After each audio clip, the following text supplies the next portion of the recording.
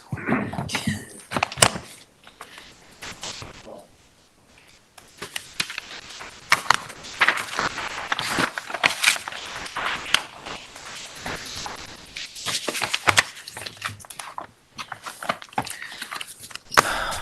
Okay, ZBA, we are live. We are recording. Phone lines are open. Go for it. Thank you, Matt, and welcome everyone to the Town of East Hampton Zoning Board of Appeals meeting for October 17th, 2023. We have 4 scheduled public hearings this evening. I'll read the first one into the record. The applicant is Evan Chesler at 397 Old Montauk Highway, Montauk, Suffolk, tax map number 300-88-1-11.1. The size and location is 50,438 square feet at 396 Old Montauk Highway, Hitter Hill, 208, map number 496 in Montauk. The description is to allow a 363 square foot pool patio, 380 square foot latte patio, approximately 320 square foot of walkways, and a barbecue. A brick patio to remain on a parcel of land containing bluffs and tidal wetlands.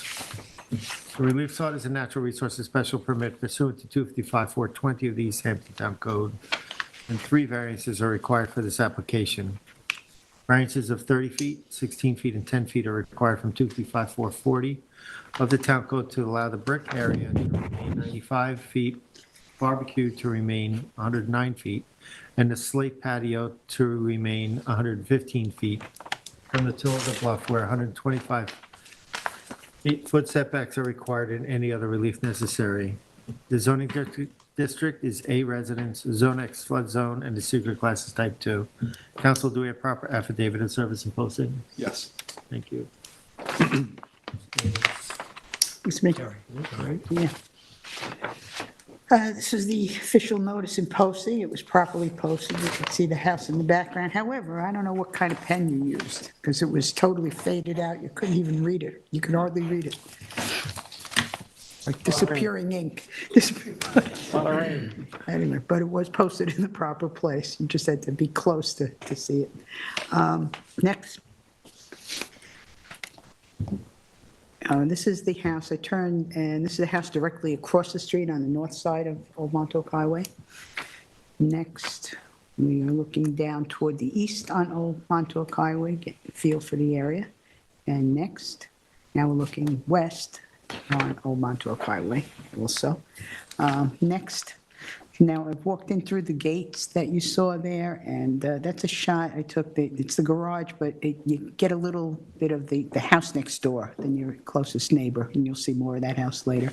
But next, this is a shot of the front house. You see the walkways, one of the walkways that's in question. Next. To another shot up the driveway. I don't know, skip next. It's kind of redundant. All right, now this is the walkway. I'm walking down the north side of the house toward the ocean.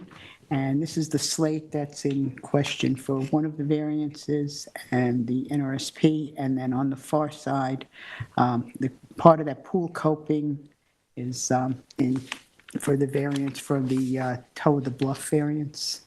Next. This is looking toward a little bit toward the light. Part of that slate patio there is in scope for the variances. The part near the more easterly portion, which is to the left side of that patio. Next. This is a shot looking further down east as I walk toward the back of the house. Next.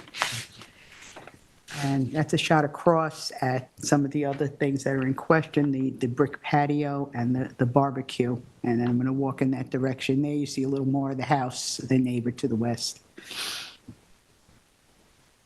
That's just a shot of some of the vegetation in the area that I took, so you can see it. Next. And now I'm on the other side, and you see the brick patio that's in question. Again, another part of the barbecue, and I'm not sure if the part where the enclosure is, I'm not sure if that's in for a variance. Excuse me? Where the enclosure is, I think the AC units are in. No. And next. And I just turned from there, took another shot. It's a beautiful property with a fantastic view, so, next. It's another shot across from the west to the easterly side of the property. Next. And this is where I wanted to get the other little area right in front of us there. And I don't, that might be it. Next. Okay, this is leaving, just took another shot of that and more of the house next door, but next. Is that it? Yeah, okay. Okay, thank you. Hi, Joel. Good evening. Joel, do you swear affirm to tell the truth, the whole truth, and nothing but the truth? I do. Thank you. Good evening again, Chairman Deline, board members. Joel Halsey on behalf of the Lighthouse Land Planning, representing property owner Evan Chesler. I think I need to make a correction during that presentation. I believe it was stated that the pool coping and the slate pool patio required a variance from the toe of the bluff, but the pool coping's been there. That wasn't a reconstruction. That's been there since the pool's been there. And the slate patio is over 125 feet from the toe of the bluff. What needs the variance is the slate patio that's just on the east side of the house, the southern portion of that slate patio, and the round brick that you saw the chairs lying against, and the brick barbecue in the pictures. Those are the three variance requests. The application before the board is for 3 minor variances, as I just stated, for 2 minor structures and a minor expansion of an existing structure. A natural resource special permit is required for all of the structures. The previous patio and walkways were built during the brick and sand era when a building permit was not required for these structures. Furthermore, during that time, the brick and sand patios were not considered structures, and I believe that the patio as it currently exists would fall under the same category if the brick and sand policy was still in place. Essentially, the building department would say if you can run a lawnmower over it, then it complies with the brick and sand rule. This is no longer the case within the town, as we all know. Both the pool patio and the patio just east of the residence were constructed within conforming locations. I did submit pictures to the files of the structures, and I believe that they were all depicted within the property review by Board Member Berger. The patio just to the east of the residence was removed during construction of the most recent addition. When it was rebuilt, then it was constructed slightly larger to the south and to the north. As can be understood, this extension to the north was done to create a connection to the addition, and the extension to the south was done to fill in the area next to the egress. This was a minor addition of a slate patio, and it does allow for easier egress, and it is a more aesthetic, structure when you look at it. It's a small slate patio just east of the house. You could see that in the picture and in the pictures I submitted. As can also be seen by the pictures, the 2 attached walkways are simple pavers set in grass. And the pool patio depicted is not a large patio, and it was essentially just changed from brick and sand to slate. The size is roughly the same as it has always been. The walkways on the north side of the house are just pavers set in the ground. The pool patio and all the walkway pavers are minor structures which meet the proper setbacks. The only minor 10-foot variance is for the small southern expansion of the patio just east of the house. The last 2 structures are both small structures, and they've been on the property most likely since the 1990s, early 1990s. They are minor structures that require minor variances, and it does not appear the planning department had any issue with the variance requests for either of these structures or the patio extension east of the house. Essentially, you have a barbecue there. It is a solid barbecue. It is in place, but it would be no difference if somebody was to put a Weber there and just leave it for the rest of the life of the barbecue and then just replace it with another barbecue. It's a beautiful stone barbecue, as you can see. It's a minor structure, and just that patio is also minor, and they've been there for 25, 30 plus years. For the sake of time, I have submitted a memo to the board that addresses the variance and NRSP standards and RSP standards, and will not read them tonight. As stated, all of the structures are minor, and not one of the variance requests would be substantial. There is no negative impact to the property, and I thank the board for the time in reviewing this matter. If the board has any questions, I'd be happy to answer them. Do you have any questions? Jerry, you want to go say anything? Okay, I have a question. you're saying the slate patio that requires the 10-foot Slate patio, yes. is the one that got expanded after construction? Exactly. When it was rebuilt? Exactly, yes. The other one, though, is within NRSP? It's, everything was in, we're here for NRSP, yep. All right. as well. You mentioned that in the last construction, that patio was extended. Is that 2 years ago when that work That went was on? roughly 2 years ago, yes. Yeah, a couple of years ago. And that was noticed when they went for their CO. Yeah, and then the two minor structures that are on the far side of the house, as you mentioned, one is the patio and the other is the barbecue. Were they there on the construction of the original house? Are they not covered in the C of O? They're not, they don't show on the, they may have been there, but they don't show on the survey with the CO. Right. I mean, they look like they've been there for a while. Yeah, I visited the site. I could see what they look like, but we're just trying to get the timeline right. Yeah, So, and it's unfortunate, it's tough to tell. Anybody got questions, Denise? No, I'm good, thank you. Thank you, Joel. Tyler? Tyler Borsak for the planning department. Tyler, do you swear affirm to tell the truth, the whole truth, and nothing? I do. Thank you. That was a good summary of what the application's about. I won't go into great detail about it. The planning department did say, that, in the assessment that they are fairly minor structures. Most of them replacing structures that had already been there. The patio on the east side of the residence was slightly larger, but it is landward of the residence itself, so we weren't terribly concerned with the impact since it is a small addition to that slate patio, and it is landward of the structure itself. So, increased runoff is probably a minor concern at the very least, or at the very most. The replacement of the brick for a slate patio on the north side of the swimming pool, similarly very minor. It's essentially the same size and shape as what was there already. And similarly, even though the structures are located south of the residence and more seaward than the existing residence, that small brick patio area and the barbecue are minor structures. And from what I could tell, they existed in the 2001 aerial images, but they were not on the 1992 certificate of occupancy. So whether they were constructed slightly after that, or they were there and the building department just didn't include them on the CO at the time, I'm not sure. But they certainly were there in 2001. So that's the earliest, or the earliest that I can verify that they existed. Other than that, I can answer any questions you might have. We didn't have many concerns on this application. Thank you. Okay, Any questions for Tyler? Yeah, just the AC unit on the north of the barbecue, Yes. that looks like it just pierces the 125-foot offset from the toe of bluff. Is that not part of this? Or I don't that believe was it there needs already? to be. That was, Yeah, and they're on the CO. they're on, The CO okay. should be in the board's file. Okay, all right, thank you. I probably have a copy with me as well. But I could pull up the CO on the screen if I could easily get it if you want me to. But yeah, it looks like it was on the CO from back in '92. Okay. Take any other questions? No. No. Thank you, Tyler. Is there anybody in the public that would like to address this application? Matt, is there anybody on the phone? You have 0 callers. Thank you. Thank you. Terry, would you like to make a motion?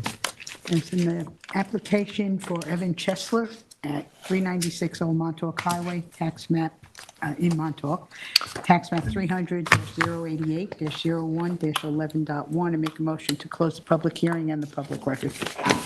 Second. I concur. I concur. Thank you. Thank you, Joel.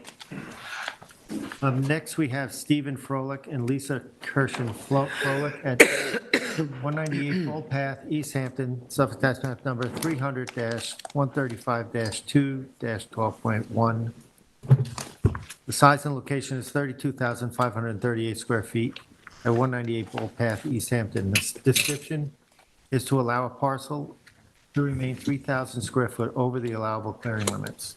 The relief sought is one variance of 3,000 square foot is required from 255-365, the Water Recharge Overlay District regulations of the town code to allow 14,388 square feet of clearing to remain on the property where the maximum clearing is permitted is 11,388 square feet, and any other relief necessary. The zoning district is a residence zone, X flood zone, and the secret class is type 1.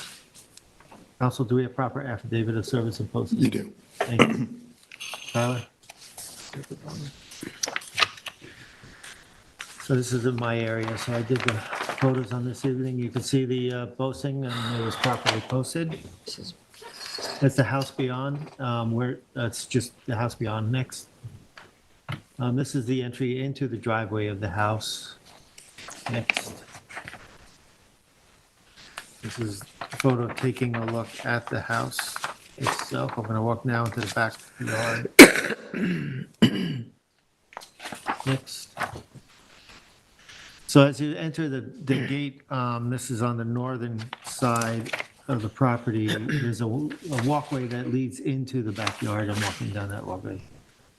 See a cute little walkway. Whoop, I don't know what that is. Right. As you exit the walkway, you start seeing the pool in the distance, giving you a sense of the property. Next. This is a photo looking at the pool, which is to the left is what I will call the south lawn. Next. Taking a look at the south lawn, this is all lawn area. And then next photo. And then the last photo is just taking a look again, once at the south lawn, looking at the house residence. So we did basically a complete walk around the house. And that was it. How are you, Linda? Counsel? Thank you. My name is Linda Margolin from the firm of Ackerman, Brown, Packman, Goldstein, and Margolin. Good evening. The application before you is to correct overclearing and revegetate, but in order to leave a pretty modest amount of lawn, a path going from the front to the back, allowing access to the pool equipment, and a small amount of lawn on the other side of the pool, a 3,000 square foot variance from clearing limits would be required. I should say that when we made this application, we looked carefully at the variances that this board had granted to other people in similar situations in that the overclearing was sometimes done in ignorance or in mistake of what the clearing limits were, which I'll speak to in a moment. And what we did was we asked for the amount that seemed in line with what this board had granted, rather than often it appears that people ask for more than they will settle for in the end.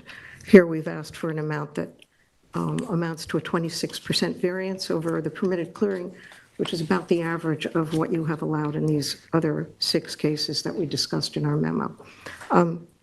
What happened here to the Frolics is that the surveyor and the contractor apparently both mistakenly did not believe that this property was in the water recharge overlay district, a problem that was compounded by the fact that the building department didn't notice this either, so that the house and its accessory structures were planned with the idea that the amount of clearing that's present now was permitted. And the builder apparently overcleared during the construction period, submitted a revegetation plan to the Department of Natural Resources without the Frolics' knowledge, got it approved, implemented a very tiny amount of it, and for reasons that I'm not able to explain, was able to pull a CO on the property long before the entire revegetation plan was implemented. Because the Frolics were purchasing a house and property together, once the CO was issued, they were required to close. They closed. They didn't know the property had been overcleared. The little bit of vegetation that the builder had planted was basically sticks in the mud, and they turned a lot of this area into lawn. When they learned that the property had been overcleared, they started the process of seeking this variance. COVID intervened, and that's why we're not here before you until now. There's an extensive revegetation plan that's been done by LaGuardia. If this board approves the variance, the nature of the plantings, exactly what they will consist of, will presumably go before Natural Resources for approval. It's our understanding that we meet all of the requirements for variances set out in New York State town law. I do want to speak for a moment to the secret analysis that was done in this case, because town code says that any variance from clearing limits in the water overlay district is a type 1 action. So a complete full EAF was prepared here. And with all due respect to the person who prepared it, I think that the element of proportionality is missing from the analysis because we're asking for a 3,000 square foot variance. And by my rough estimation, the water recharge overlay district covers about a third of the town of East Hampton.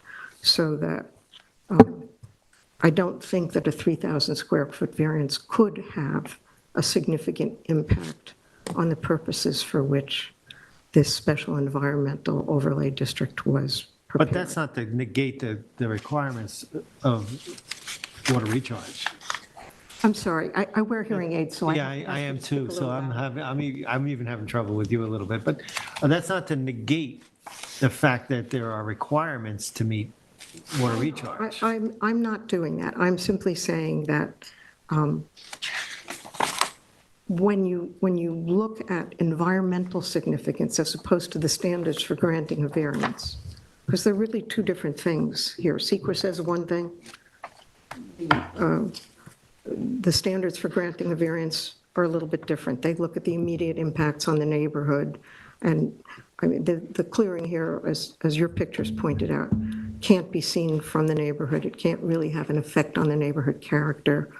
And in terms of whether or not it's the minimum necessary, it is the minimum necessary for the applicants to have a small amount of lawn, which you've allowed in other cases. You have not required people to revegetate up to the edge of buildings, which is what we would otherwise have to do.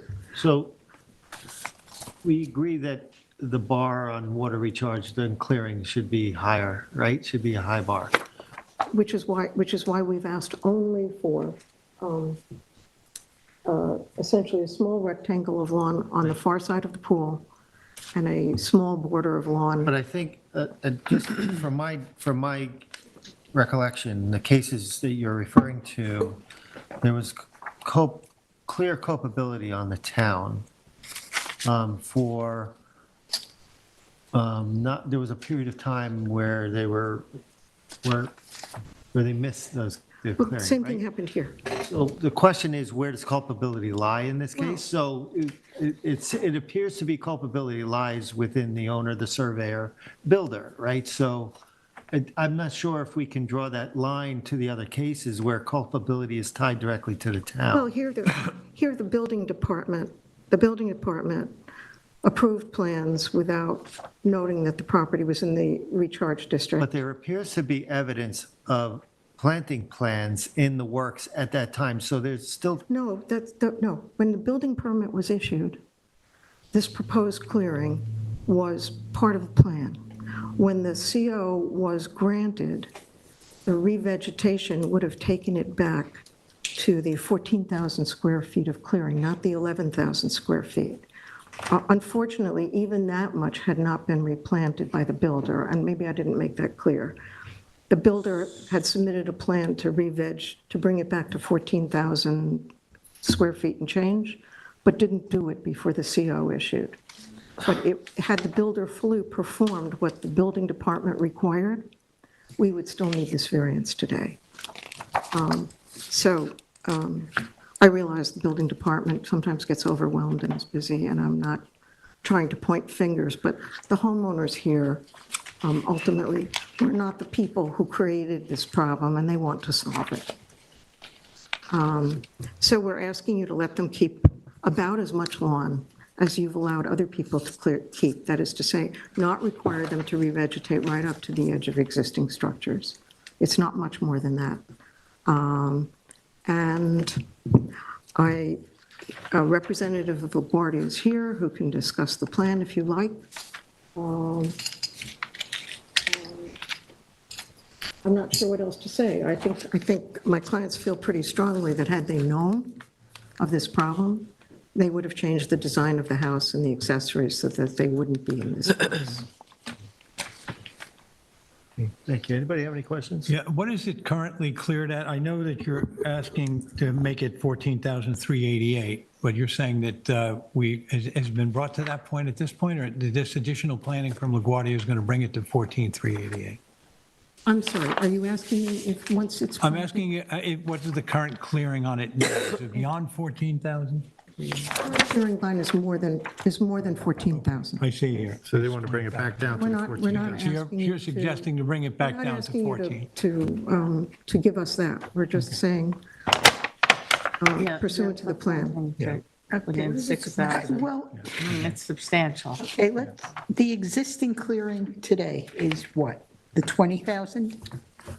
What's the survey that we're using? Hard for me to hear you. What is it? What? It's very hard for me to understand you. Oh, okay, I don't know. I'm having trouble with you too. but, Terry, it's on this survey, the existing lot clearing is 20,436 square feet. They're proposing to revegetate 6,048 square feet. To bring it to To 14,388. bring it to 14,388, yeah. 14. Okay, anybody have any questions? I'm good. I have no questions. No, I'd like to hear from Tyler. Thank you. Thank you very much.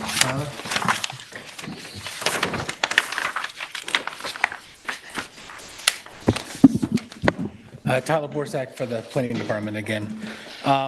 So the purpose of the Water Recharge Overlay District is to provide for the application of a system of needed additional regulations for properties located in areas where disproportionately large quantities of rainwater are recharged and stored into the underground aquifer in order to help ensure the continued sufficiency and purity of the town's irreplaceable groundwater supply and sole source of drinking water.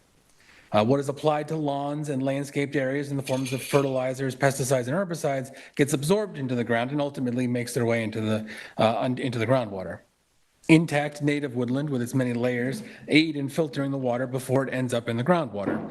The clearing regulations in the Water Recharge Overlay District were adopted to give landowners ample room for residents, accessory structures such as pools, patios, and landscaping, while preserving the native woodland habitat which is so essential for water recharge. The clearing on this property cannot be considered pre-existing non-conforming since the premises were vacant in 1984 when Water Recharge Overlay District came into being. A building permit was issued in 2015 for a 7-bedroom new single-family residence, decking, porches, and associated structures. A memo from the Natural Resources Department was filed in March of 2016 with a plan to revegetate the property, and then a memo noting the revegetation being complete was issued in April of 2016. The following month, in May of 2016, a building permit was issued for the construction of a backup generator, the swimming pool, accessory building, and a patio. The certificate of occupancy for the property was issued on that same day in May of 2016. About a year later, in April of 2017, the Natural Resources Department issued a memo to the Building Department noting that the property was in violation of the town's clearing regulations. Subsequent to that 2017 memo, a revegetation plan was approved by the Natural Resources Department in 2020, which showed a revegetation which would create a conforming clearing envelope. It appears that an accurate clearing line was shown on the 2016 certificate of occupancy. However, an incorrect clearing calculation was utilized to determine the allowable clearing on the property, making it appear to be that it was conforming when it was in fact overcleared at that point in time. The survey for the 2016 CO showed a maximum allowable clearing of 14,067 square feet, utilizing a calculation of 12.5% plus 10,000 square feet, which is a calculation that's used for properties over 40,000 square feet. For parcels up to 40,000 square feet, or 39,999, in the Water Recharge Overlay District, the maximum clearing is either 10,000 square feet or 35% of the lot area, whichever is greater. Because this lot is a little over 32,000 square feet, the maximum clearing allowable is 35% of the lot area, which is the 11,388 square foot number. So essentially they used the 14,000 square foot number because they used the wrong calculation in water recharge, not that they didn't think it was in water recharge. Subsequent to that, the Natural Resources Department inspection of the property in 2017 found that additional maintenance of the revegetated areas, further increasing the clearing on the property. The property has remained the same since that date. In this case, it appears that the building department issued a certificate of occupancy based on erroneous information on the provided survey. As noted in the applicant's submission, the variance request nearly matches the clearing as shown on the 2016 CO. However, the currently proposed clearing limits of 14,388 square feet would be beyond even that miscalculated clearing allowance that was shown on the 2016 CO.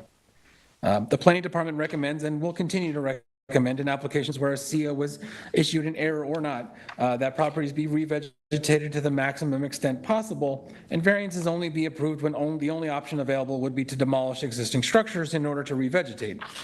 The applicants are proposing to revegetate a large portion of the unimproved cleared areas, approximately 6,000 square feet, aside from some lawn around the swimming pool. For this application, there appears to be sufficient lawn area remaining that could be revegetated in order to have the parcel be conforming to maximum clearing allowance.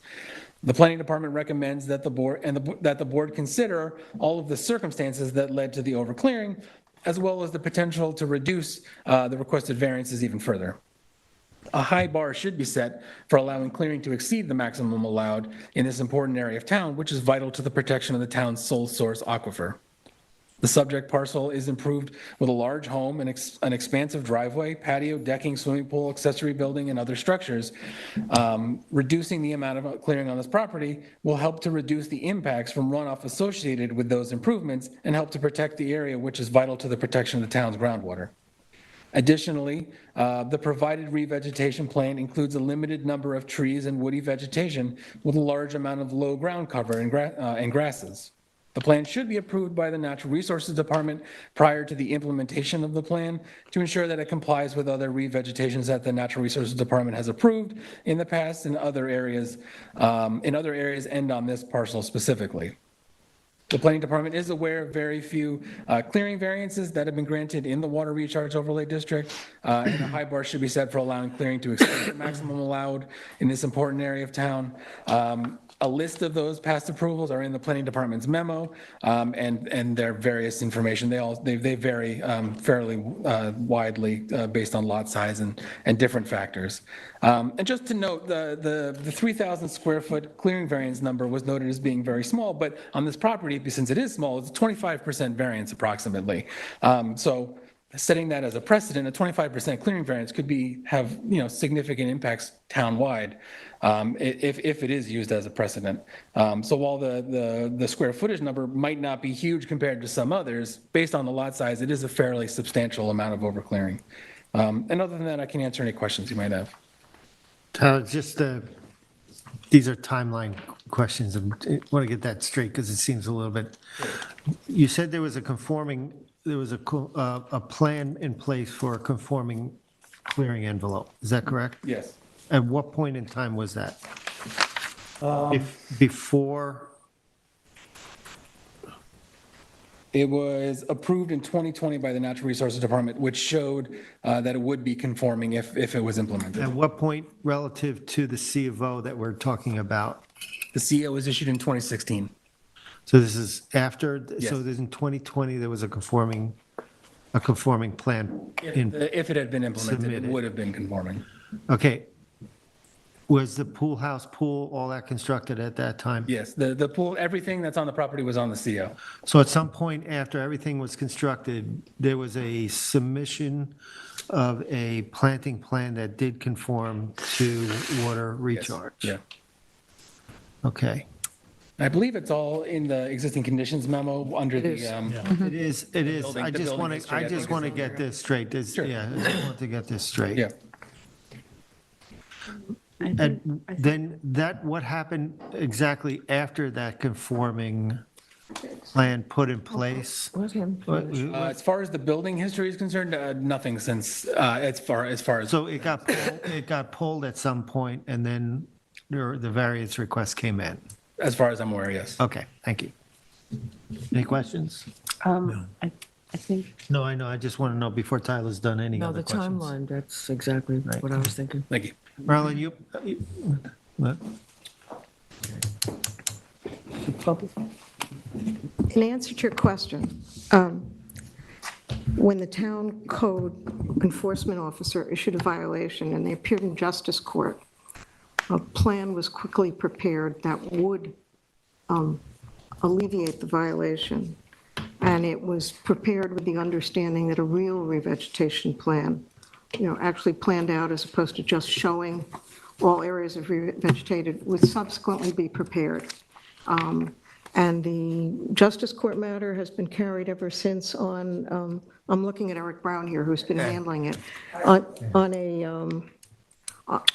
it's been continually adjourned on the understanding that it will be taken care of when we see the outcome here in the Zoning Board of Appeals. Okay. So I guess I could say it was sort of a temporary plan, and it wasn't implemented because we were waiting to see what the clearing variance might be that we could get. I just want to point out one other I thing. know, but my point being, okay, It would have. part of our standards is to see if there's alternate or is there a conformity. I'm It gonna can show you meet what, conformity, and that kind of shows that you can. If you look at the document that's part of the technical analysis memo, this document, Yeah. you will see that the orange areas that are pointed out as being available for additional revegetation so that no variance would be required are precisely the areas of lawn that we're asking to keep and need the variance for. So if these are entirely revegetated, right, then there will be no lawn around two sides of the pool, none at all. Three sides of the pool, which I think is probably not a realistic plan. Okay. And it will be difficult to reach the pool equipment. And as far as the vegetation specified in the revegetation plan, if Natural Resources finds that the plan has insufficient woody material, I'm sure they're going to let us know. I don't think that's really an issue that this board normally takes up. But it is, what can I say? It includes a lot of different materials that I've been assured by the landscape architects are appropriate to the area, as well as doing the job that natural plantings are supposed to do. Well, I'm sure if it did get approved, we would make it conditioned on approval. I'm sure you're going to make it conditional on approval if you grant the variance, and I hope you will. The Froelicks have been waiting a long time to have this matter come on, not through no fault of this board, but mostly to the intervening fact that COVID slowed everything down. So, do you have any other questions? Any questions? I'm good. Good? Thank you. Thank you. Anybody in the public like to address this application? Matt, is there anybody online? You have 0 callers. Thank you. Thank you.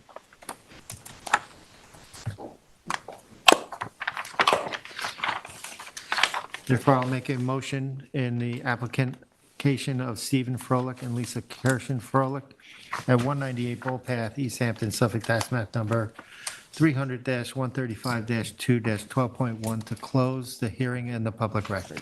I'll second it. Concur. I concur. Thank you. Thank you. Thank you.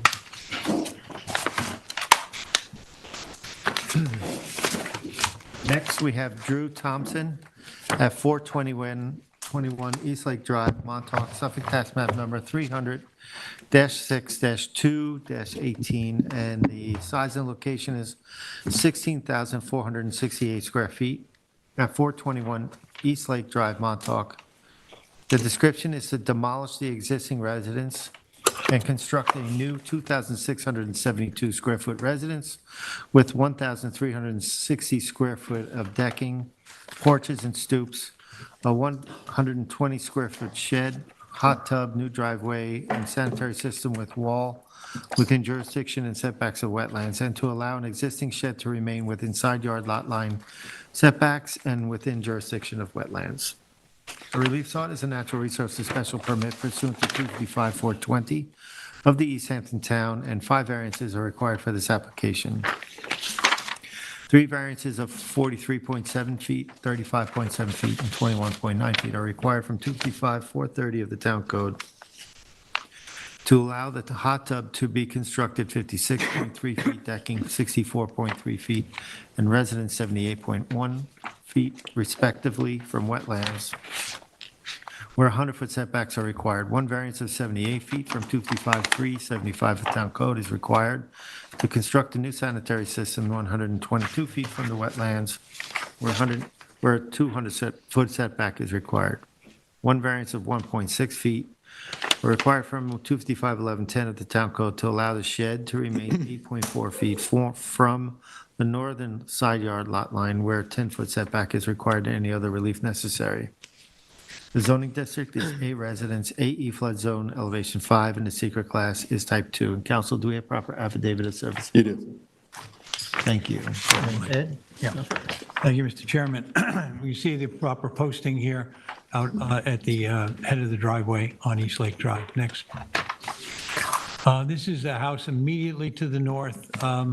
The car that's in the driveway, to the slight corner there, is the driveway into the parcel in question. This house is immediately to the east. Next. This is a driveway immediately to, I'm not to the east, I was sorry, that was to the north. This is to the south.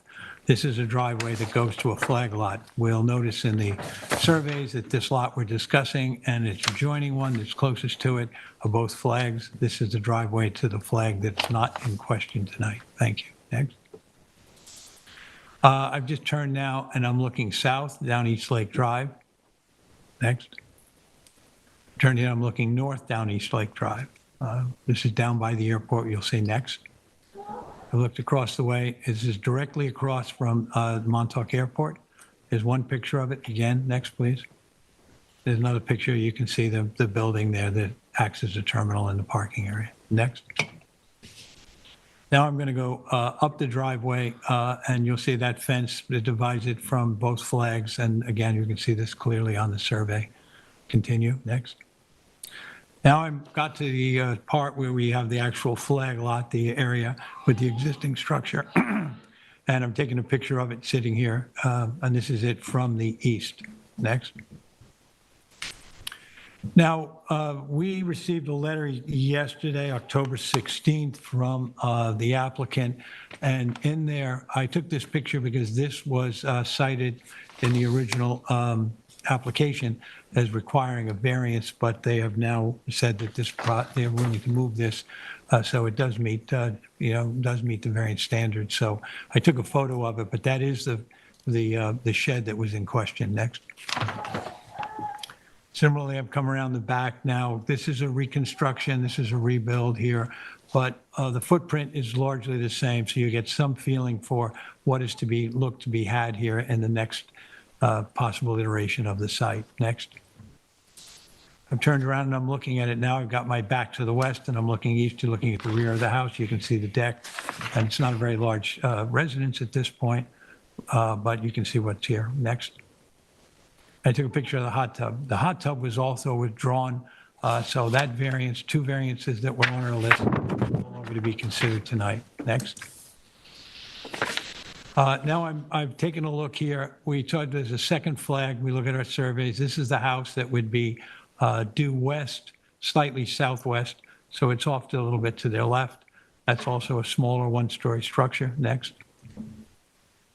And I'm looking down. There's an access for the property, the parcel in discussion tonight, that goes straight down to the lake. We'll follow it down a bit, but you're going to see there's a little mowed area that represents the parcel attached to the access way attached to the parcel we're discussing tonight. Next. Now I'm standing there a little bit closer. Right below us is an area actually defined as wetland. They do have a right-of-way that comes down as far. And although it's a little bit hard to see, there's a mow line there that comes along, and I can see a survey stake. There were several survey stakes that were surveyed prior to the hearing, and we had a good idea exactly where this access is. Next. I've come all the way down to the lake. It's significant here to see it was at high tide, but you can see that even though the shore is slightly beyond, this spot must flood on typical high tides, and so that's what it looked like. I guess that was yesterday morning. Yeah, next. I've just taken a look now to the north. There's a marina directly to the north adjacent to this. It's not abutting this property. There's a property in between. You can see it's juxtaposed pretty closely. Next. I've turned the other way now. I'm looking south on the lake, and you can see the sweep of the lake beyond us. This parcel is fairly far north on East Lake Drive, down by the airport, as you saw. Next. Then I've just turned around, and I'm looking back from where I was standing. I'm down there by the flooded area. The smaller of the two houses, the one in the distance, is the conversation we're having tonight. The other one that sits on a flag lot is the one to the right. And you get some idea of the juxtaposition and also the elevation of these houses relative to the lake. Next. I was working my way back. It's kind of significant that there's a lot of interesting pollinators here, and whether they're naturally put there or was nurtured, doesn't matter. That's a nice stretch of vegetation there on our left. Next. This is back when I thought that we can go by. I thought that the hot tub would be in play. Next. It's a shed along the side. I just wanted to show you the north side of the house. Next. That could be it. Oh, and this is that house that I said was immediately north. I'm seeing this now from the west looking back up. So the two houses that would be closest to this project, this one to the north and the other one-story house we saw that was on a similar flag. Next. That's it. Thank you. Thank you. You guys did a great job of the overview, a lot better than I could do talking through it. But good evening, member of the boards. I'm Drew Thompson. I'm the homeowner and the applicant. Started this process about Drew, you raise your right hand. You Oh, I gotta do swear that affirm to first. tell the Sorry. truth Yep. and the whole truth and nothing but the truth. I do. So as I said, I'm Drew Thompson. I'm the homeowner and the applicant. I'm a layman, as you can see. I don't even know how to raise my hand when we start off the process here. But I've been working on this for about 2 years now, almost to the date, with the wetland flagging request of the town. And the bulk of the process I completed on my own. I've learned a ton about the town code, the ZBA, and the variance process. Over the past 2 years, I've met with Tyler many times to work through the issues. And doing so, I feel that we have developed a good rapport and a solid groundwork for the future of this project. In 2016, I purchased this home with the dream of living in Montauk. I met my wife here, who was born and raised in Montauk, and we're raising our family. They're sitting in the back here. This is our primary residence. We have a 1-year-old daughter and 2 large dogs in a current 720 square foot home, and plan on having 1 or 2 more children. As you can imagine, it's very tight quarters in the total living area that is much smaller than the room that we're in here right now. This includes me working from home on a daily basis. We're not here to develop or build a spec home or sell for a profit or do anything like that. We simply need more room for our family and are willing to work with the board however necessary to accomplish that goal. We are here tonight to ask for 3 variances for the house, the septic, and the decking to the required setbacks to the wetland on the south side of the property. This is not a request for a variance to Lake Montauk, but a variance to the small depression in the land that is deemed a wetland due to a rising water table when there's excessive rain. For context, this wetland is completely dry 10 to 11 months out of the year. We also want to make the board aware of the location of the property on East Lake Drive. I think we did a good job through the pictures there, but we're directly across from the airport, 1 flag strip away from Common Ground Restaurant and Marina, formerly Rick's Krabby Cowboy, and the Montauk Anglers Club to the north of that. This area is a highly commercialized space with extensive clearing, and we felt it was important to highlight this to the board compared to the residential area to the south of us. We're proposing a footprint for the home that is roughly 1,300 square feet with a second story that brings the total livable square footage to 2,600 square feet. This expansion of the footprint would put us in line with the average footprint of the 4 closest homes to our residents. We feel the increase in total square footage is modest as it's only 85% of the maximum gross allowable square footage per town code of the property this size. It also takes into account that we do not have the ability to have a full basement or a garage for storage given parameters and layout of the property. As a result of these constraints, we will not be coming back to the board in the coming years for additional improvements like pools, auxiliary structures, things of that nature. The expansion of the footprint is the most important part of this project for us as it enables our family room to grow and put us in line with the national average gross livable square footage of a family of 4. We received the analysis memorandum roughly 3 weeks ago, and I learned a lot from that review.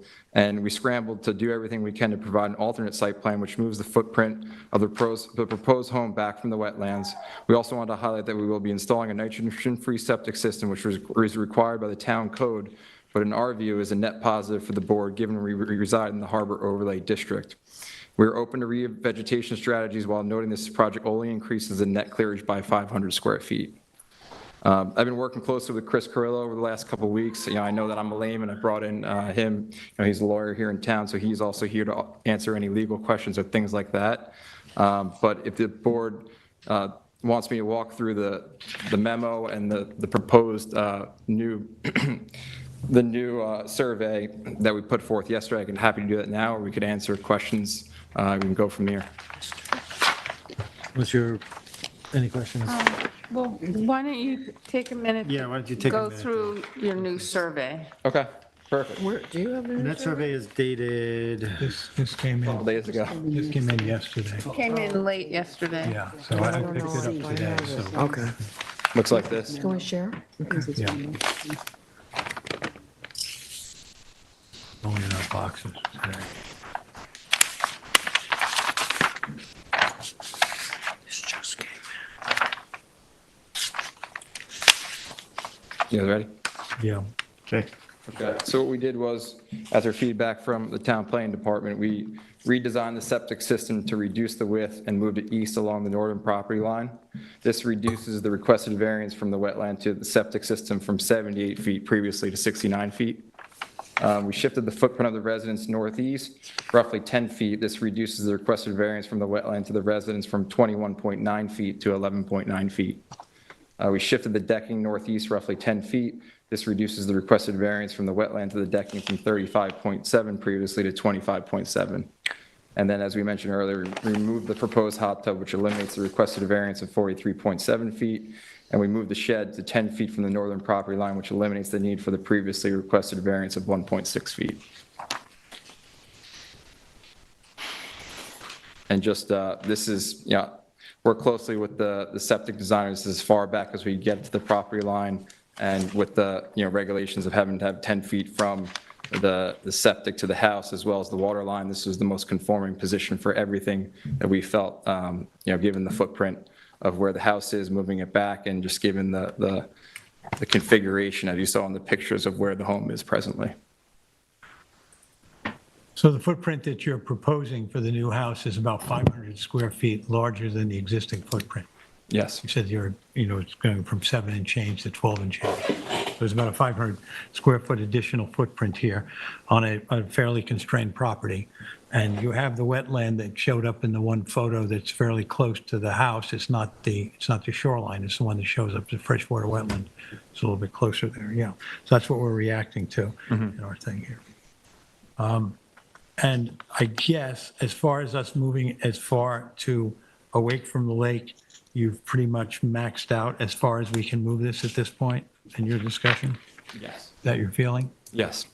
Well, to give room for the IA system. Yeah, the IA system, I know what I'm saying. But I'm just looking at what we're reacting to this memo that we got yesterday, and we're all looking at it today, and making sure that we understand exactly what the move would, entails.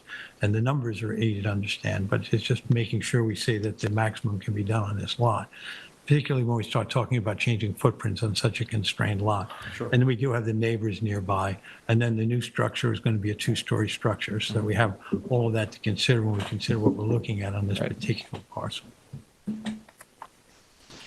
I don't have any questions. And what we're trying to accomplish here tonight is to get feedback from the board if we're moving in the right direction here. And we ask you to keep the application open as we look to, take your advice. And as we said earlier, the expansion of the footprint's the most important thing, but we're open to any feedback that you'd have to point us in the right direction. I have no questions. the review process the way the board policy is, the review process, working with the planning department and coming up with a design. It's not, we don't typically recommend or keep hearings open to allow that feedback when there's adequate, or you had adequate. The interesting thing to me is that the planning department is still recommending denial. So, After these recommendations? I didn't see this yet. So they're still, okay. yeah, go ahead. I'm sorry. So I hope, that's probably, if you could address that and those issues relative to the NRSP, I think that's what's important to us. Yeah, I would say my response to that would be that it looks like on paper, when you look at, you're expanding it by 3 times the size of the property, or the size of the existing footprint, sure, but if you look at it from a square footage standpoint, we're underneath all the regulations of the town, right? The clearing regulations, we could have pushed further for a bigger house under regulations to, we're only 85% of the total maximum gross floor area as well as the coverage, we're well under that, right? The total coverage is over 3,000 square feet. We're going from 888 to 1,500, so we're well underneath that, as well as the total coverage, for this property size and the constrained property, you could push up to 7,800 square feet. We're asking for 4,700 from a 2,400 today. So the big thing that I have in question is just, it's a wetland. I could see that at Lake Montauk, obviously that's a big issue, but you see all that vegetation there. It's a wetland that's dry 10 to 11 months out of the year. We're not talking about a lake or river where there's wildlife. This is an area that you can see with the flag strip that is mowed over, and there's good vegetation around in all areas. We're just asking for a variance for 10 feet, 20 feet from a wetland that is a wetland by definition, but I think we can all agree that there's different categories of wetlands. We can bring that up with the planner when he comes forward, but we still have standards and we have to look at the zoning on these things and we have to decide whether or not, we don't redefine wetlands here, they're defined by others for us, so we have to look at it from that point of view. And I would just say, the other thing is that it's not a huge house we're asking for. I understand the constraints of the property, but we're not coming in and asking for, 4,000, 3,000. This is a home that, a family of 4 or 5 will be living in, no basement, no storage areas. So that's really why we came to do this. And I think, if we're told, okay, you can't expand the footprint or you can do it very minimally, I don't know if we'll pursue this project because economically, I'm not a billionaire. It doesn't make sense for me to invest all this money in to just live in a 1,400 square foot home. So that's the other area I'm coming from. To double the footprint, that sounds like a big ask, but at the end of the day, it's only 1,400 square feet for a family of 4 or 5. Okay, any other questions? Thank you. Thank you. Joe. Tyler?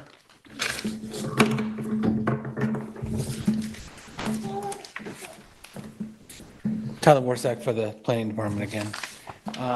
So the application has recently been updated with a new survey, which has made some changes in the proposed structures. The application is now requesting approvals in order to construct a new 2,672 square foot residence, slightly further landward compared to the existing residence, with decking, porches, new driveway, and a new sanitary system within setbacks to wetlands. The application is also now requesting to relocate a shed built without permit to a conforming location, removing the need for variances. Subject property is located along the northern section of East Lake Drive. The existing vegetation on the subject parcel is limited as it has long been established as a residential property, and the parcel size is smaller compared to much of the surrounding area, so the limited clearing around the residence itself makes up the majority of the property. The wetlands within jurisdiction of this property are a direct conduit to Lake Montauk. These wetlands can be expected to provide all the benefits associated with other quality wetlands, especially the attenuation of floodwaters prior to recharge into Lake Montauk. The town code protects all wetlands equally, and being part of the Lake Montauk watershed and in close proximity to Lake Montauk, construction on this property has impacts well beyond the limits of just the property itself, and especially onto Lake Montauk.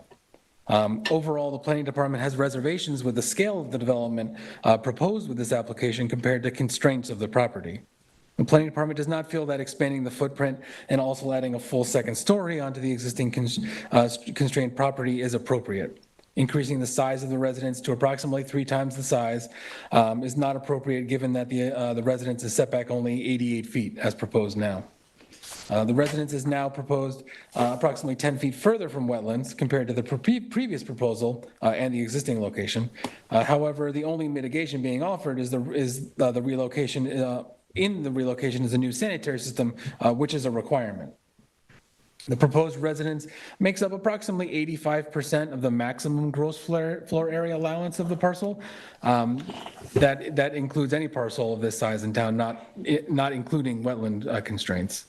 The parcel is better suited for a second story addition over the existing residence, which does not expand on the footprint and has a smaller gross floor area, limiting the impacts from additional impervious surfaces and also limiting the impacts of the sanitary system on Lake Montauk. Since the project has moved further north on the lot, the building plans may need to be updated, and the planning department recommends that the applicant consider reducing the footprint and gross floor area of the residence in that update. Being within close proximity to Lake Montauk, impacts from structures and clearing on the property have impacts far beyond the boundaries of the parcel itself, and increasing the size and scope of impermeable surfaces with limited vegetation buffers has a cumulative impact on the water quality of the wetlands and Lake Montauk. The application is proposing to nearly double the lot coverage and also the total lot coverage. Some of the total lot coverage increase is currently from creating access to the subject property, whereas previously the property had shared access with the adjoining property. Creating the driveway will have some limited impacts on the surrounding wetlands, although those are likely minimal considering the majority of the driveways outside of jurisdiction. Clearing on the property is also proposed to increase from 7,647 square feet to 8,444. No revegetation has been proposed, and there is limited space between the proposed structure and wetlands in order to revegetate and create a vegetative buffer. The proposed sanitary system is located in the most conforming location available on the property and is a good candidate for the requested variances, as no other reasonable alternative likely exists. However, when no conforming location exists for a sanitary system, the impacts of the residents are exacerbated.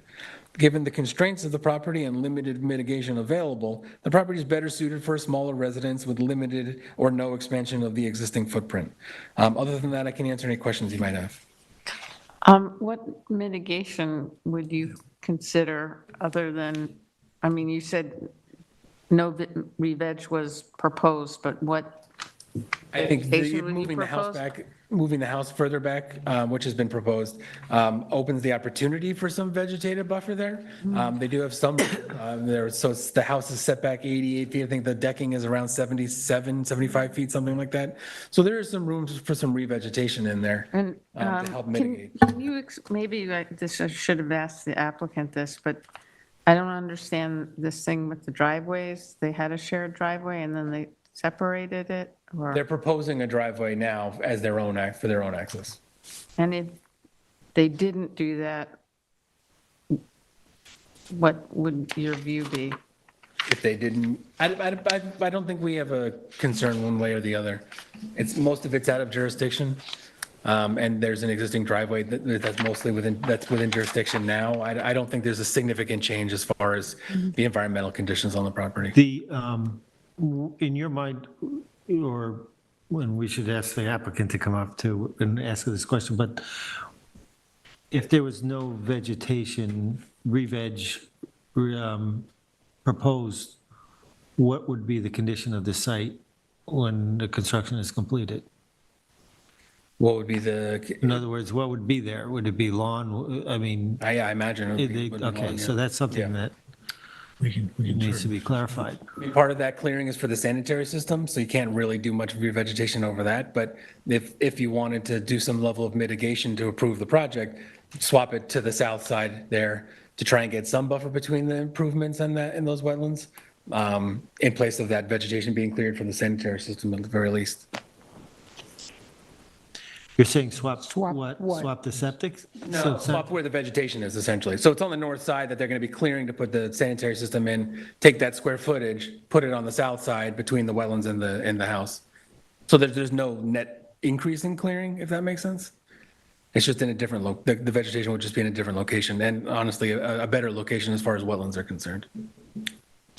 Yeah, this new survey seems to indicate that there would be an opportunity to suggest some re-veg on the west side of the property now, on the lake side. Yeah, yes, yeah. The lake side. Would you be willing to work with the applicant and come back with a re-veg plan? Well, we can certainly, work on a location. I mean, a plan could be just a Couldn't that be condition a of approval. condition of approval Yeah, if we yeah. approve? Well, I think in this case, because, I think in this case, I think it would be good to get that defined ahead of time, maybe. I don't know. I mean, I think to leave it open, I think to leave it open exactly. is, large increase in the size of the house, the scale of the house, That's the issue. and the footprint.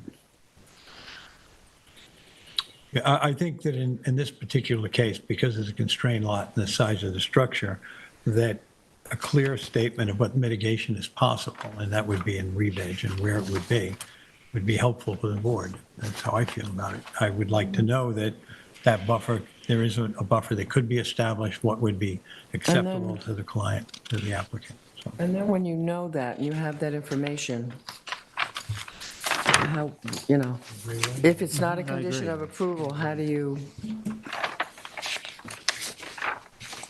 look at so it? we can have the applicant come back up. Thank you.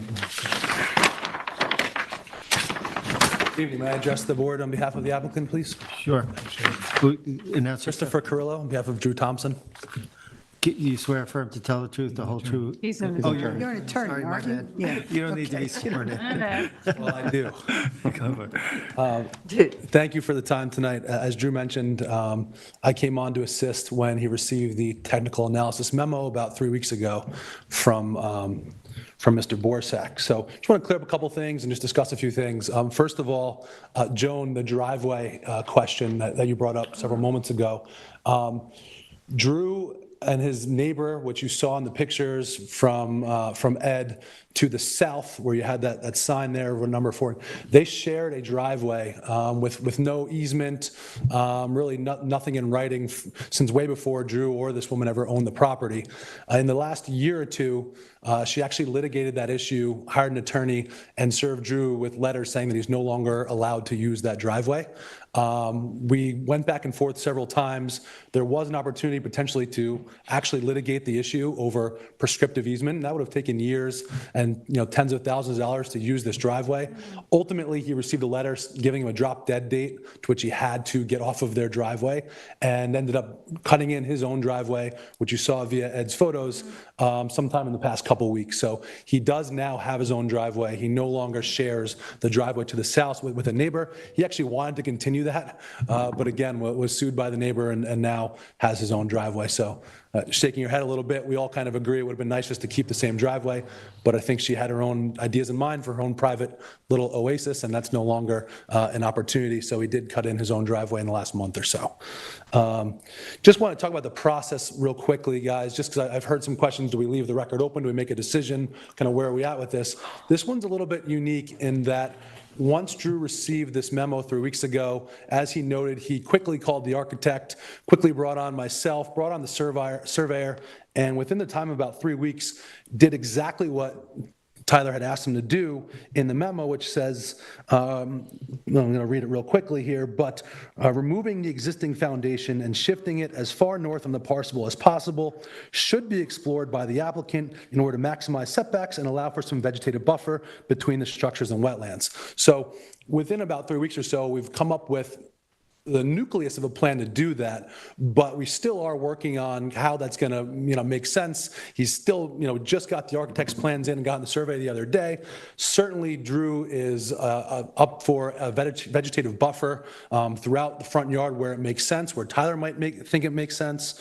And then also there's the idea of having a scenic easement up there, if that makes sense to Tyler, to the board. So it's a little bit unique in that we're learning in real time tonight that he's still recommending denial. I know he met with the board either today or yesterday to go over this new proposed plan, which we've taken from the old memo. So yeah, we just learned just now that he's still recommending denial. We didn't know that. So at this point, we think there's several options, whether it's the scenic easement, where it's further vegetative buffer, and then ultimately, if we do need to reduce the footprint of the home, if there's some sort of middle ground that everybody can agree to, that's something we might be able to explore as well. But this is still somewhat in its infancy in that it's a unique scenario. We're just kind of learning about this denial just now based on all the new stuff we've been working feverishly on over the last few weeks. So we really would appreciate the board tonight agreeing to keep the record open, allow us to go back with Tyler, work out these issues, and come back to you with a definitive plan that you guys can wrap your heads around and ultimately make a decision on. That seems like the best course of action if that's okay with the board. I know it's a little unique. We don't have a problem with keeping the record open for that, Okay. for that reason. Yeah, Go ahead. You want to come I back? mean, you've addressed a few things, but also in the TAM, it did say increasing the size of the residence to approximately 3 times the existing is not appropriate, given the residence is, well, it's a little less far from the wetland, farther from the wetlands now. But that's a big thing, though, the 3 times the size. So if you're looking at the footprint, you know, Okay. And we'll definitely understand the concerns there.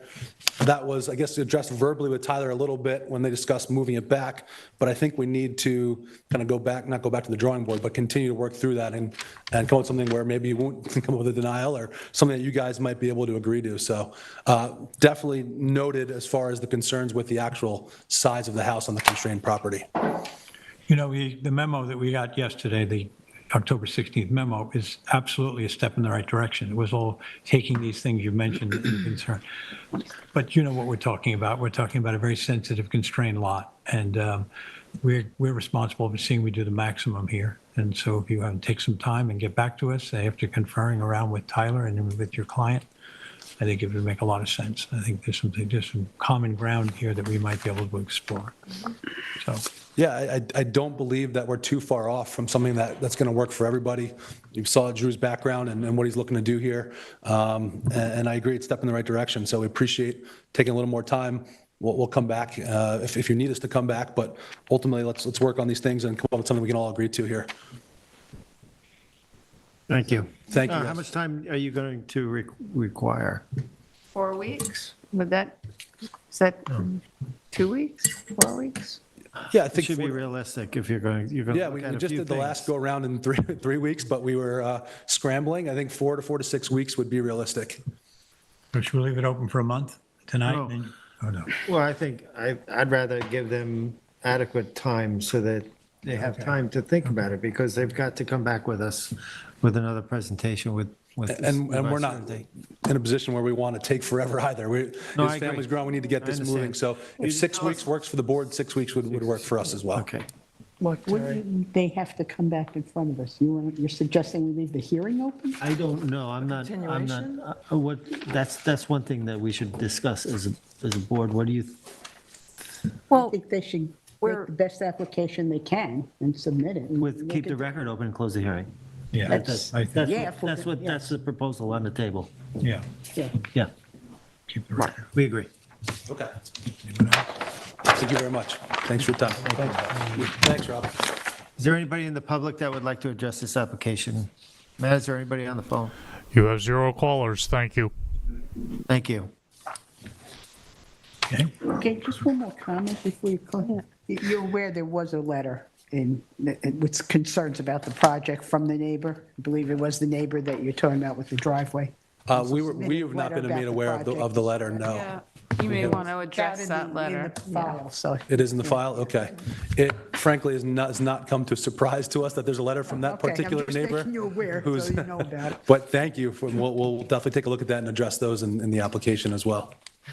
All right, thank you. I'm sorry. Tyler provides with that letter? It's in the public files Okay. online. Yeah, the online files. Samantha could help you. Samantha Young could help you out. Great, thank you. April Taylor? Right. So Oh, 6 the- weeks? The person who wrote that, yeah. Make a Leave it motion. open for 6 weeks from tonight.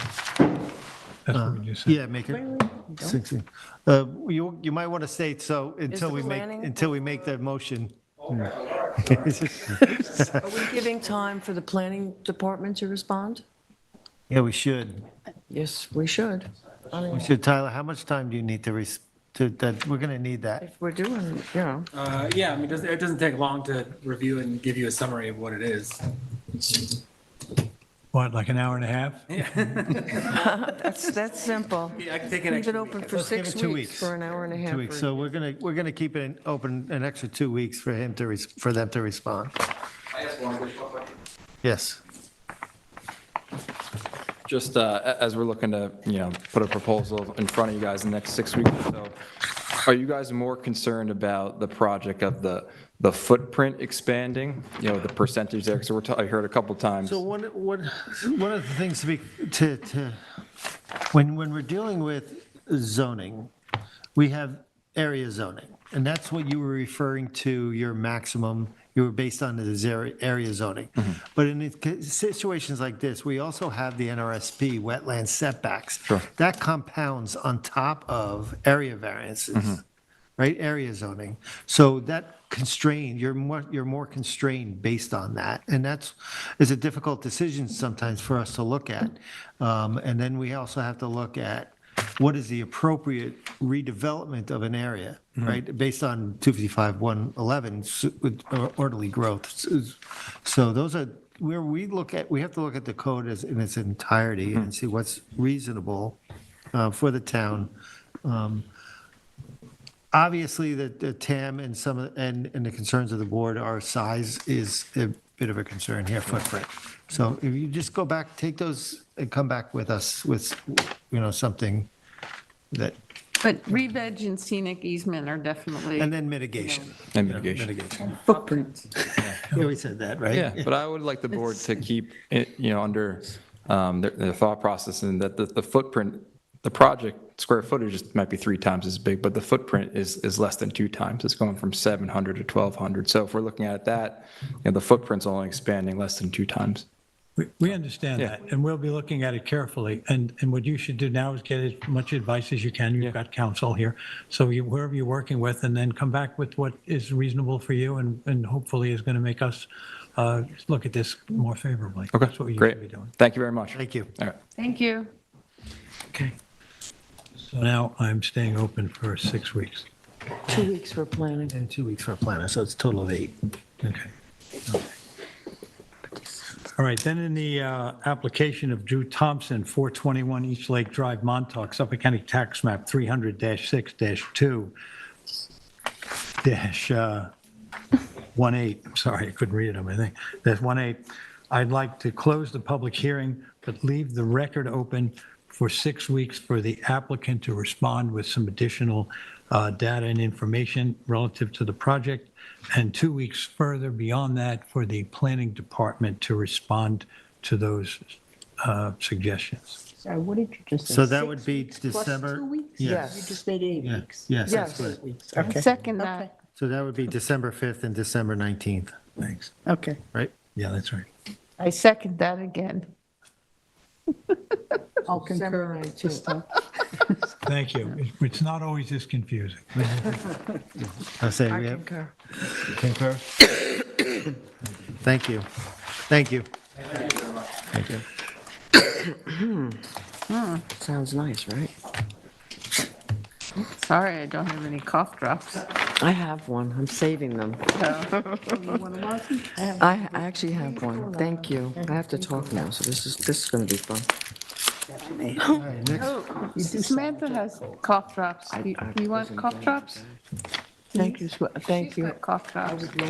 next we have Brad James Ford at 11 Harbor Hill Lane in Springs, Suffolk tax map number 300-83-6 at 7.2. The size and location is 40,133 square feet at 11 Harbor Hill Lane in Springs. The description is to remove existing decking and existing driveway and to construct a 194 square foot first floor addition, 206 square feet screen porch, replace approximately 1,200 square foot of decking with stone terrace trellis and a new basement entry, driveway, walkway, and an upgraded sanitary system on a parcel of land containing freshwater wetlands. The relief sought is a natural resources special permit pursuant to 255-420 of the East Hampton Town Code, and 6 variances are required for this application. Variances of 70.3 feet, 58.7 feet, 57.3 feet, 52.5 feet, 24 feet, and 18.5 feet are required from 255-430 of the Town Code to construct a proposed walkway 29.7 feet, stone patio 41.3 feet, screen porch 42.7 feet, addition approximately 47.5 feet, trellis 76 feet, and basement areaway 81.5 feet respectively from freshwater wetlands where 100-foot setbacks are required and any other relief necessary. The zoning district is A residence, zone X flood zone, and the secret class is type 2. Council, do we have proper affidavit of service and posting? You do. Ready? I visited the site over the weekend, and yes, it was properly posted. Next, please, Tyler. This is the driveway. It's extensive, it's pretty long. It leads to, there's actually a couple of pictures of the driveway, and the reason I took it is because one of the proposals is to shrink it and revegetate to have less clearing than, what is there now, so that's moving in the right direction. Next, please. Same thing, it's an illustration of the driveway, because it's sort of long and thank you, Tyler, next. And this is where it ends, and that's the backyard. I actually took a couple of photos of the back because it's actually quite pretty. Next, please. Okay, this is the area where, to the west of this, is where they're going to be adding that mudroom and addition. Next, please, Tyler. This is just a deck that already exists. This is the back deck leading toward some of the proposed changes. Next, please. This is a deck to the south of where the mudroom is going to be. So it's a long deck, and I just wanted to give the board a visual of the whole property. Okay, these are not in order. This is currently obviously exists, the Bilko. The plan is to put a new entryway in.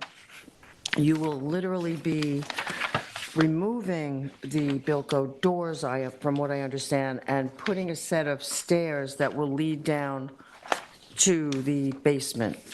Next, please. This is currently an outdoor shower, and it is going to be, they're proposing to turn this into the screened-in deck, porch. Next, please. Okay, this is a visual of the area. There's a better picture. I unfortunately went when the sun was, Britain actually took better pictures than I did. But this is the area where they're going to be removing existing wood and putting in proposed stone terrace. But there's more photos. There might be a better photo than this one. That's another visual of the same thing. This is from the, I'm actually walking on the south side of the property where the Bilko exists and entering the steps where they're going to be removing the existing wood and putting the proposed stone terrace. Next, please. This is just vegetation, pictures I took of the surrounding property in the backyard. Next, please. Same thing, this is vegetation that exists on their property. Next. This is a bonsai tree I couldn't help resist taking a picture of. Next, please. This is walking along the south side of the property. Next, please.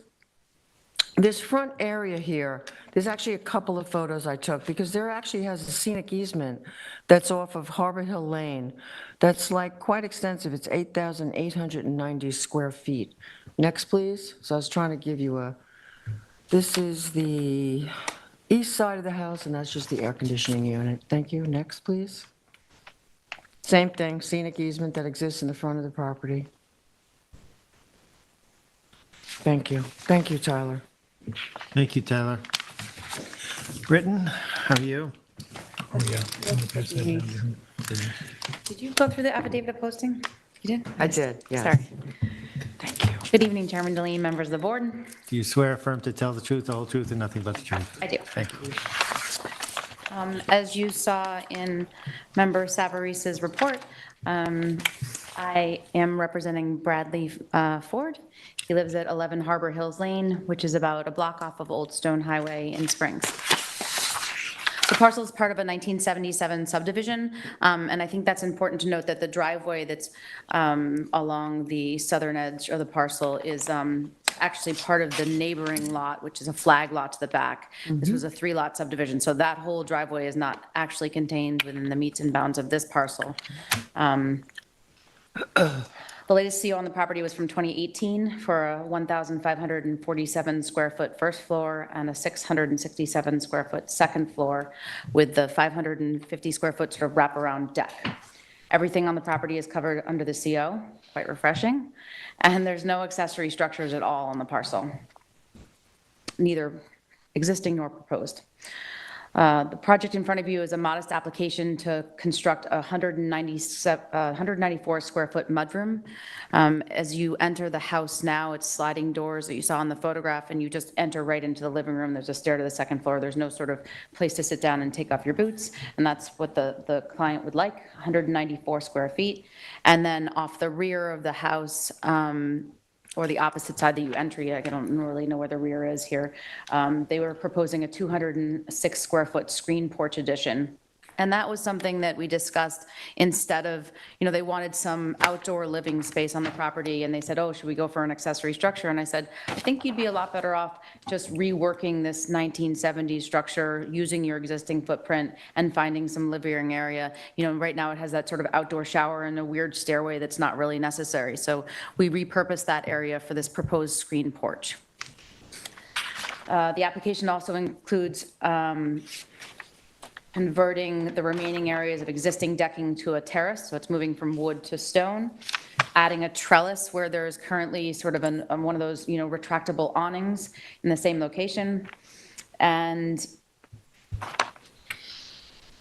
changing a Bilco door to a basement entry. Basically the same square footage, but they just want to go down a flight of stairs as opposed to having to lift up those Bilco doors. As mitigation for these requests and the variances described, the project includes removal of almost 75% of the existing driveway. We sort of looked at that and said, this is a really extensive area. The code requires us to have 2 parking spaces, so we reduced the driveway significantly, and we're going to do some meaningful revegetation in that area, which we thought balanced the request for variances. It's going to be replaced with native vegetation, and as well, we are offering a low nitrogen sanitary system upgrade, both of which are significant environmental improvements. All in all, I think the project is minor, in keeping with the sort of salt box style of a 2-story small residence as was historically seen in this area of Springs. 194 square foot living space increase for a mudroom and a 206 square foot screen porch for an area on the house where no accessory structures exist. Seems to me to be modest by definition. I will note that the sanitary upgrade on this parcel is not triggered with the addition because they're only adding a mudroom. So it is elective and can be considered by this board to be significant mitigation for the requested variances. There is no area on the parcel that would not require a variance for construction. And although the variance request is a self-created one, I feel that it meets the standards in that it's a minimum required to meet the needs of the applicant.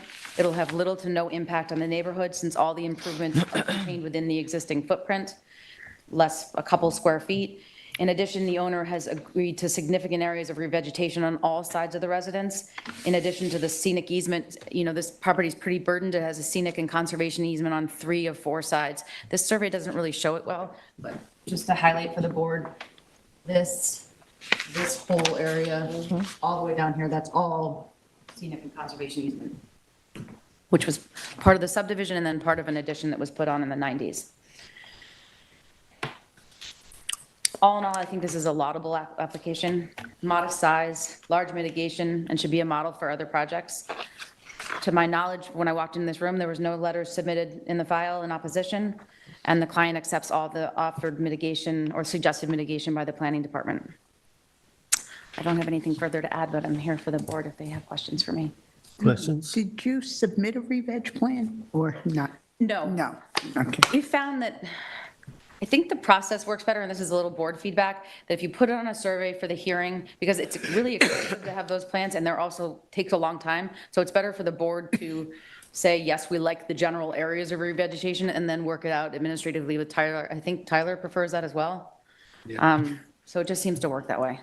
Okay, so that area that says to be reclaimed naturally, is that part of what you're talking about, or that's separate? That's separate. That's separate. That's sort of, it's on the edge of, The edge of the scenic not like a easement. standing water wetland, it's a very large area of sort of, maybe it's a vernal The wetland. wetland, yeah. I mean, I'll defer to Tyler, but it does move and it does reclaim itself. So the suggestion was that in that area. Okay. So the re-veg would be for where you're taking away the driveway that you have on there, and then you said on all the other sides? No, do you have the, Sides? Shading doesn't Just appear. roughly, just if, Yeah, they're on three sides of the property. This shading, oh, I see where it is, the tan part. actual survey, there's a yellow Yeah. tone that for Yeah, some the reason tan. isn't showing up on the Yeah. screen. Yeah, I see, yeah. But it's circumferential in a rather organic manner around all four sides. Okay, Good words, right? That's a good word. organic. My construction sequencing, is even as a construction site, it's a constrained site. So you're going to be removing the driveway, I'm sure, at the end. So the question is, even when you do all that stonework and stuff, you need staging. My question is, how do we protect the wetlands where the driveway is during construction? I think we'd have to probably go back to the manner in which we do staked silt fencing and maybe even straw bales. I was wondering hay bales would be. Yeah, it might be a good location for that, because the property does slope towards the wetlands, just to give that extra barrier. And we're re-vegging right up to the wetlands line, so my suggestion would just do a fence around the complete radius. You have less to worry about on the driveway side. But maybe do a silt and straw fencing through the whole thing as opposed to any construction or just silt. I would agree. I would agree with that. Because it's going to be hard staging this stuff. It's a tough site, it's a tough site to get done what you want to get done without worrying about collateral damage. Yeah, the So I nice thing think is this the street is pretty quiet and very wide. I would say it's a wide street. It's probably 40 to 50 feet wide, so it does have a shoulder that would allow for, we could definitely put that in a condition, have all the construction, sort of staged on the street and limit the accents. And we have a resident that lives in the back as well, so we won't be obstructing the common driveway. Any questions, anybody? Everybody good? Thank you. Thank you. Tyler?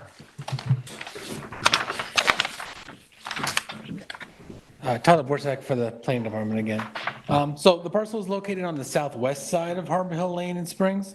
The current application is requesting approvals in order to add a mudroom addition to the west side of the residence, a small addition on the south side, replace the existing decking with stone terrace in a similar footprint with new trellis, replace existing decking with a screened porch, add a new basement areaway, upgrade the existing sanitary system to a modern IA sanitary, as well as reconfigure and significantly reduce the amount of driveway. The wetlands within jurisdiction are extensive and contain standing water in places throughout most of the year. I believe the zoning board had an application on the other side of these wetlands most recently. I think that the name was Engelmeyer, but it was just up the street and on the north side of these wetlands. So you're familiar with the area at the very least. Should be noted that the hydrologic system of these wetlands are very likely to be a direct conduit to Accabonock Harbor. These wetlands are especially important to the absorption and storage of floodwaters, which help improve water quality. Now, the proposed improvements in this application are overall fairly minimal changes to a very constrained property. None of the proposed structures are closer to wetlands than the existing improvements and are mostly within the footprint of the existing improvements on the property. The proposed stone patio is slightly larger than the existing wood decking, but differences are minimal. The mudroom addition is proposed over the existing decking location. Similarly, the proposed screen porch is located over some existing decking with some additional footprint. The screen porch would not be the best location for future expansion of the residence, especially considering the size of the residence and its proximity to wetlands. Ideally, future expansion, if any, on this property would be additional second-story expansion over the first story, although the property may be at the limits of what's appropriate development given the size of the existing residence and its proximity to wetlands. The proposed small southern addition and trellis are located over the new stone patio, which is currently decking. The two additions add minimal gross floor area to the residence. A large change in the property is the removal of a significant amount of stone driveway to the west of the residence, which is in very close proximity to wetlands. The existing driveway runs along the wetland boundary and is fairly large. The proposed driveway is still in fairly close proximity to wetlands, but removes a large portion of the driveway that currently extends right up against the wetland boundary. Additionally, as part of the project, the applicants are proposing to upgrade the existing sanitary system to a modern low nitrogen IA sanitary system. This new sanitary system is proposed to be located 61.4 feet from wetlands, and the applicant should address if it's the best location for the proposed sanitary system, or if locating the leaching structures further east is a possibility in order to maximize setbacks even further. The subject property is very constrained, so any increase in conformity should be explored. The existing sanitary system on the property appears to be a tank and leaching pool on the west side of the residence, setback approximately 48 feet from wetlands. The existing sanitary system likely does not meet separation of groundwater at all. Finally, the applicants are proposing to revegetate some areas along the wetland edge, as well as along the road frontage to reduce the overall clearing on the property. Some level of clearing had occurred within the existing scenic easement on the property, which the applicants are proposing to be reclaimed naturally. The planning department recommends that the scenic easement areas that were cleared be revegetated rather than reclaimed naturally in order to provide a more immediate benefit to the wetlands and also help establish native vegetation in an area and limit the possibility of invasive vegetation getting a foothold. Although there is phragmites in the area, so the concerns of that may not matter anyways. The board may also want to consider requiring at least a portion of the driveway which is being removed to be revegetated in order to provide a better buffer to wetlands. It looks like, yeah, the colors don't show up on that screen at all. The area to the far west, if the left is west, and I think it is not to be revegetated. It's mostly around and then to the south. So the far west area wasn't proposed to be revegetated. You can see it on your survey. It's the brown areas are to be revegetated. Because currently there's almost no runoff mitigation along the west side of the parcel, and any level of vegetation would be an improvement to those conditions. Although they are proposing to do a significant amount of revegetation, some along that western edge would be a benefit. Other than that, I can answer any questions you might have. Any questions? Tyler? When we move from deck to stone, is that a particular concern for you? We're replacing the deck. The with- runoff coefficient is slightly more, but it's not. I don't think it's a huge concern. It's an improved surface one way or the other. It's not a huge difference in our opinion. Okay. Thank you. Good. Anybody in the public? Matt, anybody on the phone? You have 0 callers. Thank you. Thank you. Yes, I think so. Yes, you want to make a, Oh, yes, motion? yes, I do. Let me find You my- want to come back up? Okay. I think she's, In the matter of the application of Brad James Ford, 11 Harbor Hill Lane, Springs, Suffolk County Tax Map Number 300-83-6-7.2, I make a motion that we close the public hearing and record. I'll second that. I concur. Concur. I concur. Thank you. Thank you, Britton. Board members, we're going to postpone Lisa Levitin hearing decision. We don't have it, we're not up against a time frame, and I'm just not prepared to do that. So if it's okay with you, we can postpone it, Tabling it. table it.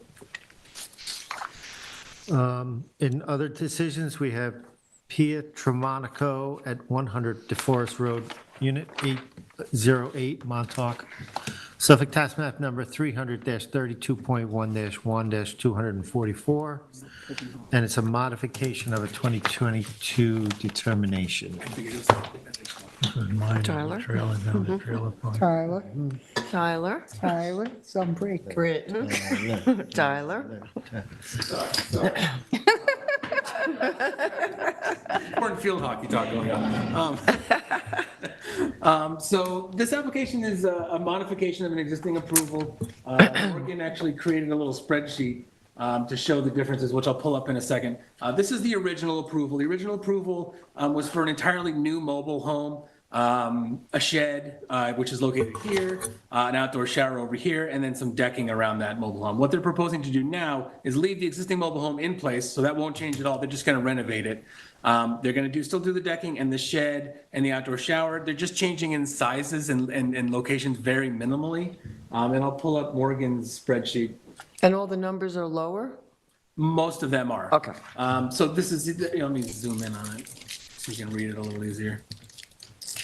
So the building coverage is being reduced because Actually better. the big change is the mobile home size is not increasing. It was proposed to go from 600 to 763, now it's just saying it's 600. So that's the largest reduction essentially.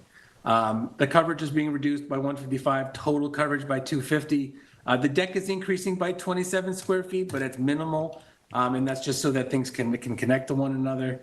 The outdoor shower is being reduced by 3 square feet, and the shed is increasing by 1 square foot.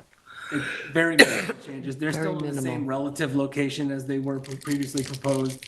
It's very minor changes, and then keeping the existing residence rather than putting a new one in. I remember this was up against town land, isn't this? This is the back part of the, Yeah. I think this is the far east Far east east, side. yeah, this is on the wetlands east side there. Are right behind, and the Yeah. wetlands are right here on Yeah. the property, the next door property, but yeah. I'm okay with it. I am too. yeah. I'm I okay have with a this. question, though, not a silly question, but a little question. On this one, it says it's 100 DeForest Road, which is the entire Montauk Shores. Right. The one we had last week for an extension of time was specifically, I think it was also East End Avenue? Yeah, Is sometimes that- it depends on what they give us. Ultimately, the town sees it as one large property. It's one Okay, big so property for the town. It's not a problem that this says Yes, 100 and they're all, others say technically, they're all something else? 100 DeForest. Okay. Must be a fun mailbox.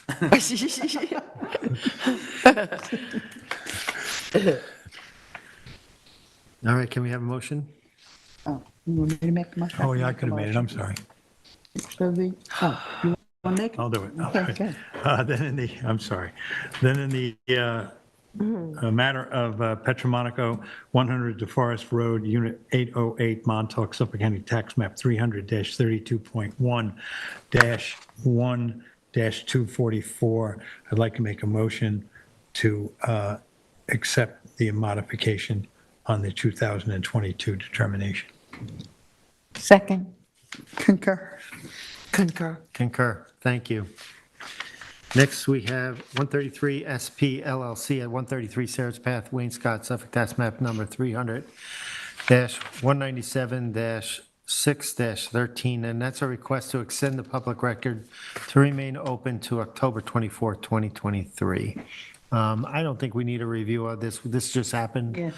So I'm going to make a motion then for 133 SP LLC, 133 Sarah's Path, at Wayne-Scott, Suffolk Tax Map number 300-197-6-13, to keep the record open until October 24th, 2023. It hadn't closed yet, right? It hadn't closed. No, it hasn't All closed. right. I'll Yeah, second it. I concur. I concur. 811. Thank you. Next, we have minutes of October 10th. I have reviewed the minutes, they look good to me. So I make a motion to approve the draft minutes of October 10th, 2023 for the East Hampton Town Zoning Board of Appeals. Second? Concur. Concur. Concur, thank you. With that, that ends our meeting, so Vice Chair. Thank you, Mr. Chairman. Go ahead. Okay. You don't have any? I thought there was something else that was in. No. Okay, all right, never mind.